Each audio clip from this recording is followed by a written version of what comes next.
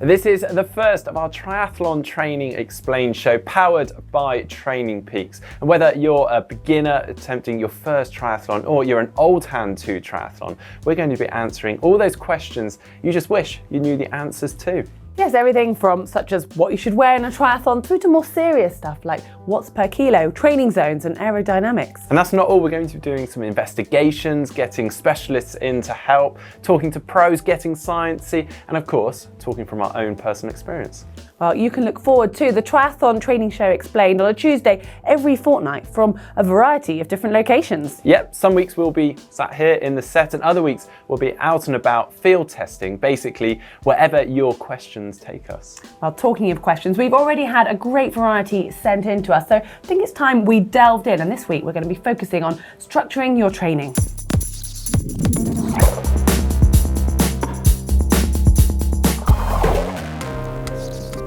Right, structuring your training. Now, I've spent quite a lot of time playing with this in my own training program, but I've also coached quite a few other triathletes, so I'm really excited to get stuck into this. Yeah, we've got plenty to talk about, and our first question is in from Glenn Smith, who asks how to structure your yearly routine with training blocks. Right, well, this is quite interesting actually. So first things first, I would suggest picking out your main races through the year. Now, I used to prioritize them in terms of A, B, and C. So my A races would be the highest priority and then the C races lowest priority. And that will allow you to tailor your training through the year and break it into blocks. And then this kind of overview of the year is what we call the macro cycle. So we can look down on those individual races and how we build up to them through the year without getting too bogged down in the specifics and all the details. Then the details come in the meso and micro cycles. So the meso cycles tend to be sort of around 3 weeks to 5 weeks in length. And then they're made up by the microcycles, which can be anything from a few days to a week, but can be really focused on something specific like trying to overload on the bike for a few days and that sort of thing. So what have you had any experience in this? Yeah, I mean, a lot. And one thing that we used a lot in pentathlon tended to be, I guess you'd call it a 3-week mesocycle because it was a 4-week plan, but the 4th week was the easy week. So, and I personally like that as well because I think 3 weeks is quite manageable mentally as well as physically, and you know then you've got that easy week, and then that would kind of go into a macro cycle of about 3 months normally, and then the easy week then would be very easy at the end of that kind of thing. Yeah, so we used to do it as, I mean, personally, my preference was to do 4 weeks and then a week, really quite easy. And the idea of that is that you absorb that 4 weeks or however long it is. You absorb that training, and the idea is then you improve, and then you can sort of climb the ladder, so you're continually sort of progressing, and the last week of each of those blocks is higher again. So idea being you get to the race in the best shape possible. Yeah. Okay, next question in about training is from Valentin Vale 24, sent in over Instagram. They've asked, how do I combine my triathlon training with strength training? On one hand, they want to improve their endurance, and then on the other hand, they want to build up muscle. Is it possible to achieve both aims? Well, it is a very common question, and endurance is often thought of as the enemy to strength. But is it really? I think it's time we went and got some help on this one. And earlier, Mark popped down to meet strength and conditioning coach, Chris Hendy. Right, this is Chris Hendy of Strength for Endurance. Thanks for joining us, Chris. No worries, mate. Thank you. Well, as the name suggests, you're used to focusing on working with strength alongside endurance sports. In fact, you've worked with the likes of Tim Van Berkel, who's an Ironman and 70.3 winner, and the Ironman 70.3 world champion, Tim Reed. So firstly, I want to pick your brains on what would you suggest in terms of combining strength training alongside endurance sports? I'd have to say it's essential. You know, we have lots of athletes who are out there doing a lot of work, and we always bring it back to 3 main principles. We talk about just maintenance. So obviously just having a good strength program just allows someone to be able to just keep the body ticking over. So we're just sort of tightening the screws, making sure that we are able to just keep repeating that work week in, week out. And we also talk about efficiency of movement. So we want to, we're all looking to seek more efficiency in how we run, bike and swim. So with the strength training, we're able to sort of tighten the screws and really work on form and technique. I guess like activating muscles, that sort of thing, exactly right. Okay. So we really look at that in the terms of improving the range of motion in our joints, activating kind of dormant muscle groups such as the glutes, upper back.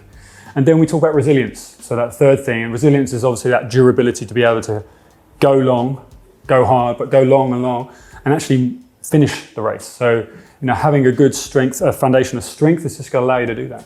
Right, next one, we hear athletes often worrying that they're going to build up too much muscle mass for endurance sport. Is there much evidence behind this? Well, it's a common misconception when it comes to sort of implementing a strength program into your week, and it's really is a real misconception, because as an endurance athlete, someone that's doing probably 10, 15, 20 hours of endurance-based aerobic training, you're doing everything wrong to build muscle mass, okay? Muscle mass is a completely separate obsession. You've got to eat a lot, you've got to eat a hell of a lot more, you've got to train a lot harder. And when you're looking at like an ideal amount of strength training, so 2 to 3 sessions a week, you just simply aren't doing enough strength training to build that muscle mass. So what we are looking to do in that time though is simply just develop the structure of your joints. So we're looking at technique, looking at when we do load the joint and add weight, really are just looking to build up the structure and stability of the joint. And it's nothing really, you really won't be building any muscle tissue in a sense. So.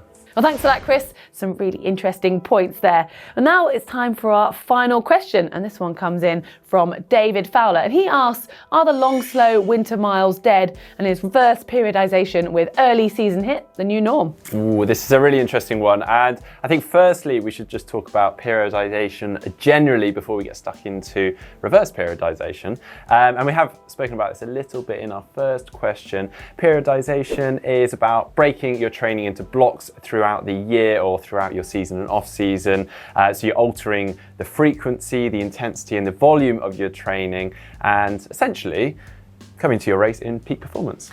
Yeah, well, typically you can fit in sort of 3 macro cycles into a season as a triathlete fairly comfortably. And then within those that we spoke about earlier, you've got your mesocycles, so 3-4 weeks, depending on what works with you. And then that is where you do your overloading. So you're working your body harder than it's used to, and then you have the recovery period where it has that chance to adapt, get stronger and regenerate. And then hopefully at the end of each of those periods, you're going to be fitter and stronger than you were before.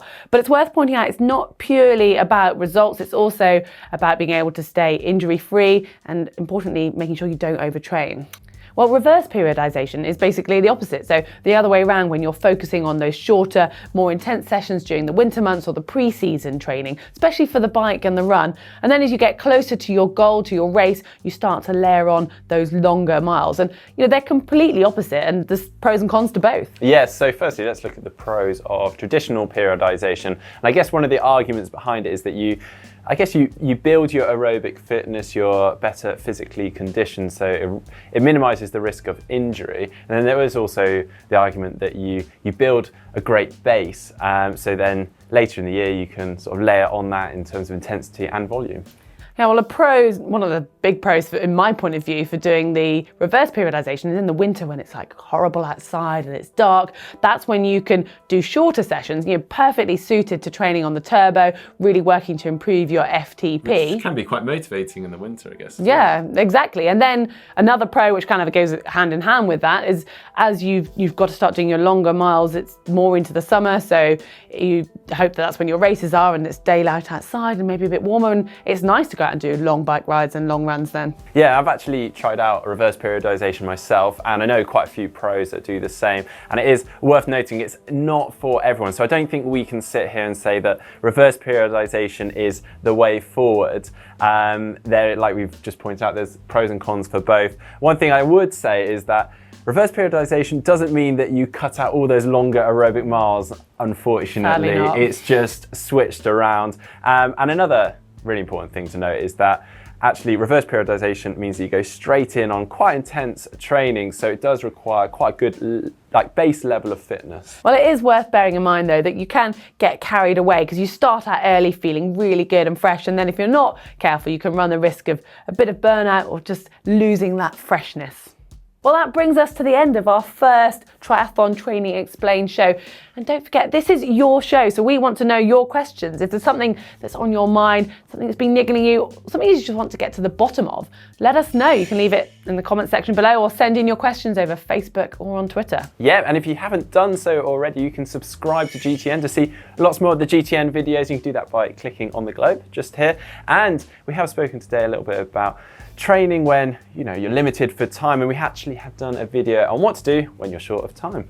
And we've also talked about the importance of fitting strength training into your program. So if you want some ideas on some exercises that you can have a go at, there's a video for that just here.